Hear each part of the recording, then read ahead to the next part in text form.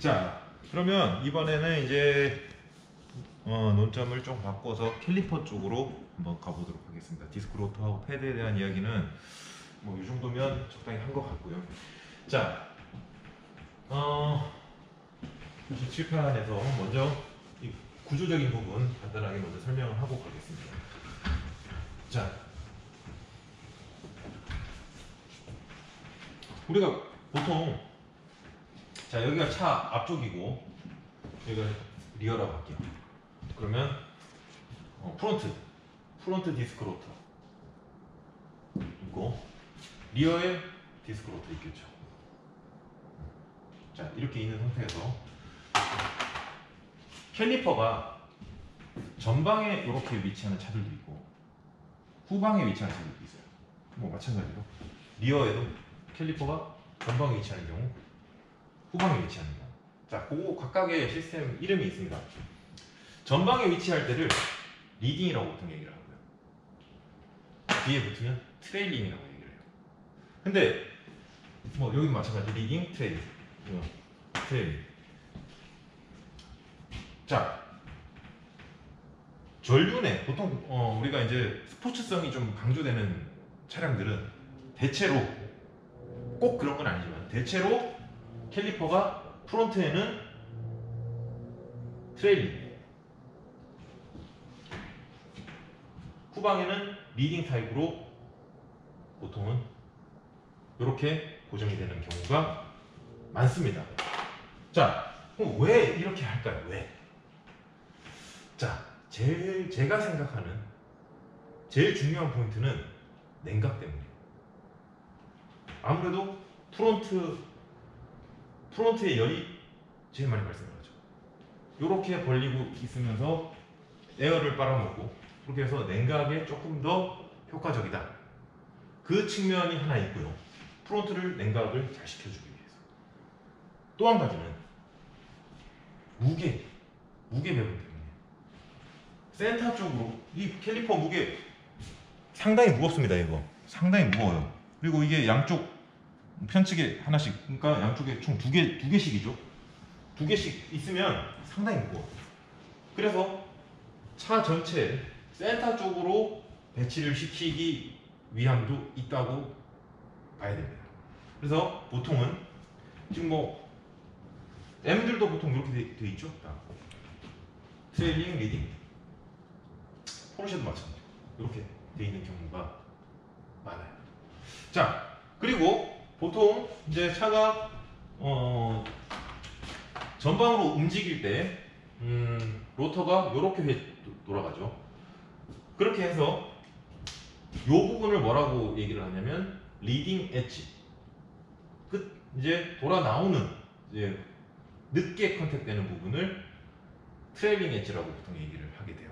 자, 뭐 일단 그 정도 용어를 가지고 보통 자 그리고 우리가 브레이크 아까도 처음에 제가 제일 처음에도 얘기했지만 브레이크 튜닝 한다 그러면 캘리퍼 바꾸고 이거 도색하고 막 여기에다 스티커 붙이고 뭐 그런 거 생각을 하는데 사실 뭐 저는 그렇게까지 중요하게 생각을 하진 않는데요. 요즘에 뭐 브렘보가 됐든 AP 레이싱이 됐든 뭐 알콘 잘 나옵니다. 캘리퍼들 그 신뢰할 수 있는 제품을 쓴다면 그 자체의 성능은 뭐 그렇게 큰 차이가 없을 거예요. 물론 이제 하이엔드로 가는 경우에는 뭐 몇 가지 요소가 있겠죠. 그리고 단 그 마지막 5%를 더 완성도 있게 제작을 한다 할 때 금액은 어마어마하게 올라가는 거예요. 그래서 뭐 적당한 금액에 믿을 수 있는 제품을 쓴다면 뭐 그렇게 큰 돈을 쓰지 않고도 좋은 브레이크 시스템을 만들 수 있어요. 자 그러면 어떤 캘리퍼가 뭐 적당한 바운더리 그러니까 쓸만한 제품이라는 거에서는 뭐 큰 이견이 없다고 보고요. 여기서 하이엔드로 가는 것은 그러면 어떤 요소가 가장 클까? 이 캘리퍼가 피스톤의 수가 중요한가? 뭐 그보다는 보통 뭐 피스톤의 수, 뭐 6P가 무조건 좋으냐? 꼭 그렇다고 볼 수도 없어요. 자, 그러면 우리는 이 캘리퍼 지금 보시면 피스톤이 다 보이죠. 여기 이게 6개짜리니까 6핏 캘리퍼고요. 요거 같은 경우에는 요게 포르쉐 GT3 RS 스틸 브레이크 순정이죠. 브렘보에서 제작을 하는 거고, 그리고 요게 벨로스터 N 1P. 오, 근데 이게 1P가 어떻게 더 무거운 거 같냐? 자, 방금도 제가 얘기했지만 하이엔드로 간다고 하는 것은 결국에 이 사이즈, 높은 기술력은 이 사이즈를 줄이고도 성능을 제대로 낼 수 있는 무게입니다, 무게. 그리고 부피예요. 부피가 작아져요. 무게 줄여야 됩니다. 그게 하이엔드로 가는 길. 그리고 또 한 가지, 지금 여기는 보면 이 피스톤의 사이즈가 동일하죠. 근데 하이엔드로 만들 때는 보통은 아까도 얘기했지만 리딩은 피스톤의 사이즈가 작고 뒤로 가면 갈수록 피스톤이 커지는, 피스톤이 좀 더 작게 보통 이렇게 만드는 경우가 되게 많아요.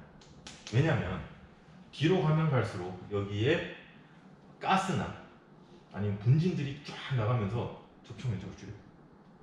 그래서 실제 유효한 컨택을 동등하게 붙여주는. 자, 아까도 얘기했지만 패드와 로터가 정확하게 골고루 붙어주는 그것이 좋은 브레이크예요.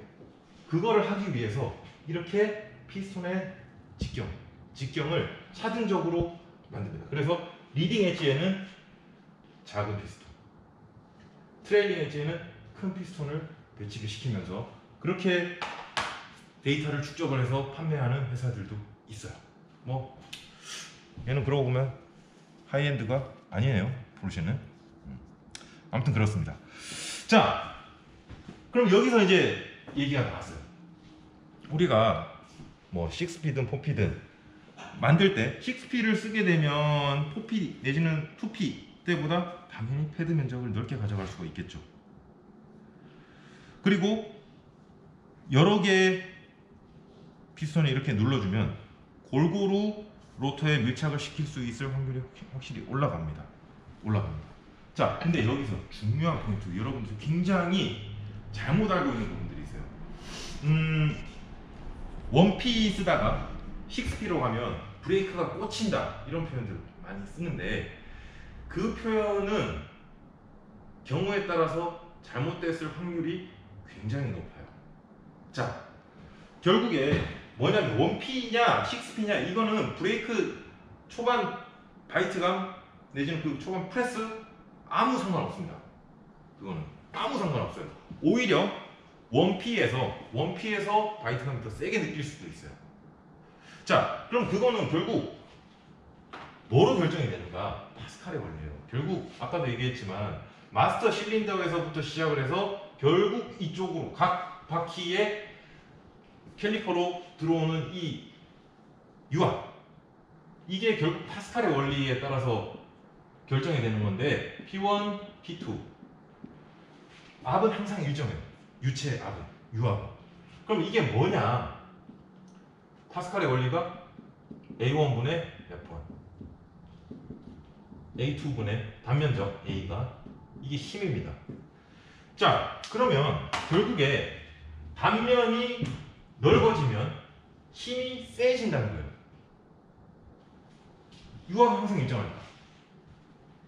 자, 그러면 우리는 뭘 봐야 되냐면 초반의 프레스감이 높다고 하는 것은 결국에 이 단면에 이 6개, 6P 같으면 6개 단면의 합과 이 1P짜리 같으면 이 단면의 합을 비교를 해봐야 됩니다. 그렇게 해서 단면이 높은 쪽이 더 센 힘으로 패드를 누르는 거예요. 자, 그래서 1P냐 2P냐 4P냐 6P냐 거기에 따라서 결정이 되는 것이 아니라 실제 피스톤 단면의 계산이 따라와 줘야 돼요. 그래서 실제 단면이 높은 놈이 패드를 강하게 패드가 강하게 로터를 압박한다 라고 보셔야 돼요. 자, 그런 면에서 어떤 바이트감 내지는 초반 프레스, 이거는 피스톤의 수하고는 직접적인 연관성이 없습니다. 그러나 피스톤의 수가 많아지고, 그리고 이 캘리퍼가 정교하면 정교할수록 실제 다시 원래 논의로 돌아와서 패드가 디스크 로터를 균일하게 누르게 될 거예요. 우리는 그런 관점에서 브레이크 튜닝을 가야 되는 겁니다. 그래서 고려할 때 나는 6P를 하고 싶은데 무작정 아무 6P나 누가 좋다더라, 이게 명품이라던데, 이거 하면 꽂힌다던데, 이거 정말 무식한 얘기거든요. 보통 사람들이 무식하면 어떻게 바뀌냐면 종교적으로 바뀌어요. 사람들이. 자동차를 종교적으로 본다는 거 되게 문제가 있는 거예요. 이거는 어떻게 보면 자동차라고 하는 것은 굉장히 기본적인 과학이 깔려있는, 어떻게 보면 아주 오래 전부터 전통적으로 진짜 고전역학에 딱 입각한 정말 단순한 기계거든요. 이걸 이해를 못해서 종교적으로 바라본다? 종교적, 감정적으로 본다? 이거 정말 부끄러워해야 될 일이에요. 그래서 자, 아무튼 우리는 그래서 선택을 할 때, 캘리퍼를 선택을 할 때 내가 6P, 6P를 쓰고 싶다고 하면 단면을 계산을 해보면 돼요. 이 직경은 뭐 줄자로 재봐도 되고, 아니면 뭐 버니어 캘리퍼스 같은 걸로 다 재가지고 파이 아래 제곱 곱하기 6 내지는 뭐 하나하나 다 재서 그 단면을 합한 것과, 내가 지금 예를 들어 원피를 쓰고 있었으면 원피 이거의 직경에다가 파이 r 제곱 면적을 비교를 해서 결정을 하면 됩니다.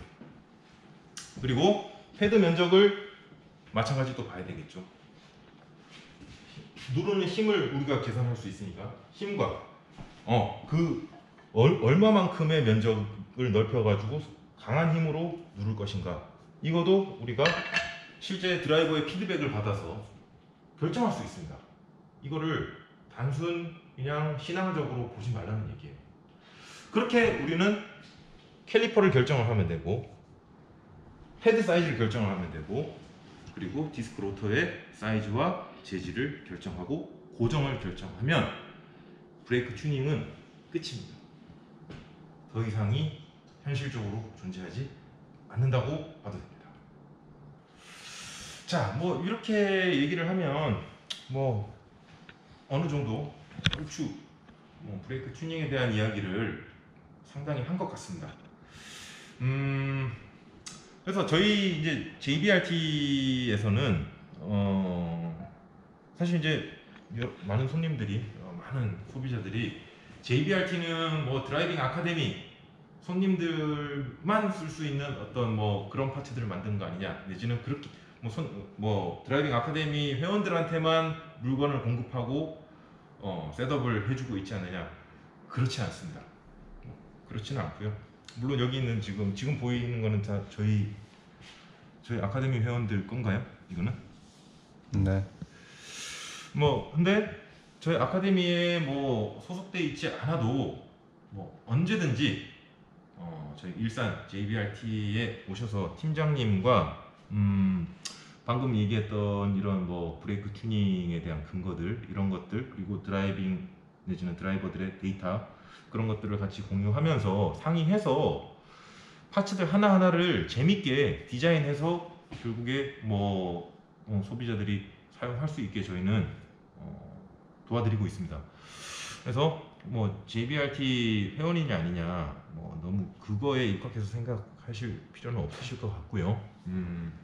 여튼 저희는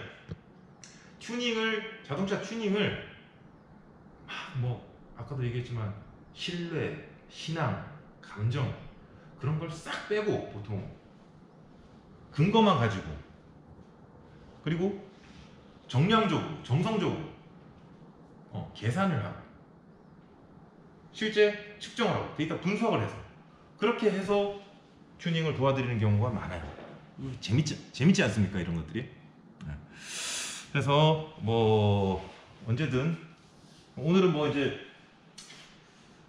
브레이크 관련된 이야기가 뭐 대부분이었는데 뭐 꼭 브레이크뿐만이 아니라 서스펜션, 하체 그리고 뭐 셰시 전반에 대한 그리고 에어로 파츠에 대한 여러 가지가 있습니다. 그게 제가 이제 시간이 날 때마다 그리고 저희가 의미 있는 데이터들이 있을 때마다 조금씩 소개는 해드릴 텐데 무엇이 됐든 언제든 타는 목마름이 있으면 저희 일산 JBRT로 오셔서 팀장님과 하나하나 데이터를 가지고 같이 고민을 하고 또 같이 디자인해서 즐거운 카라이트들을 하실 수 있었으면 좋겠습니다. 그게 제가 어떻게 보면 가장 바라는 부분이기도 하고요. 오늘 영상은 여기서 마치도록 하겠습니다. 대단히 감사합니다.